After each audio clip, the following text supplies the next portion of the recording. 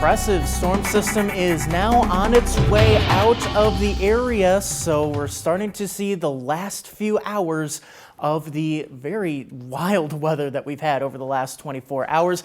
This low pressure center now pretty much right over Lake Michigan, pushing into the state of Michigan now, but the cold air is wrapping in behind it, and that is causing the rain to change over to snow across much of the area. Now you can see that rain snow line has been sneaking further and further to the southeast, now pretty much cutting the area right in half from Dixon to Belvedere at this point where we see that rain snow line, and that is expected to continue to shift off to the south. As you can see here, future track showing that the rest of the area will be seeing all snow by 1 if not 2 o'clock, and you can see this pretty wet snow at times will be moving through, could cause some low visibility. We'll also be watching out for some slushy spots and slick spots on the roadways, so just be mindful of that. Not too worried about any kind of accumulations, maybe seeing a tenth or so, just kind of like a dusting on the grass, just because of the rain that we've had over the last 24 hours or so. That'll help melt away the snow as soon as it hits the ground, but it doesn't last very long. By 4 o'clock, you can already notice how that snow is starting to taper off,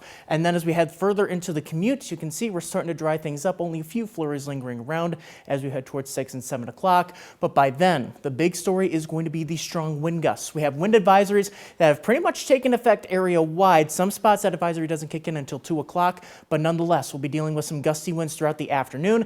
For Freeport and points off to the west, it's in effect until 9. For the rest of the area until midnight, we're watching out for some wind gusts up to 50 miles per hour. That could cause some tree branches to come down. We could also see some localized power outages, and then also the low visibility with those snow showers rolling through. So you can see here, future track showing those stronger winds already reaching our western area, and that will spread overhead. We could see gusts north of 40 miles per hour. Would not be surprised if we see some 50 mile per hour gusts here and there, and that'll continue for much of the evening hours. Into tonight, we'll see some slow improvements. We'll see it calming down just a little bit, and by noon you can see most of the area now seeing about 30 to 35 mile per hour wind gusts, and by the time we head towards tomorrow morning, we're looking at those gusts around 20 miles per hour. Still a little breezy, but not nearly as windy as what we have this evening. So tonight, with the colder air moving in, temperatures down to about 23 degrees, will feel pretty chilly when you combine that with those gusty winds. So plan on bringing that heavy coat with you as you head out the door tomorrow with that breezy start.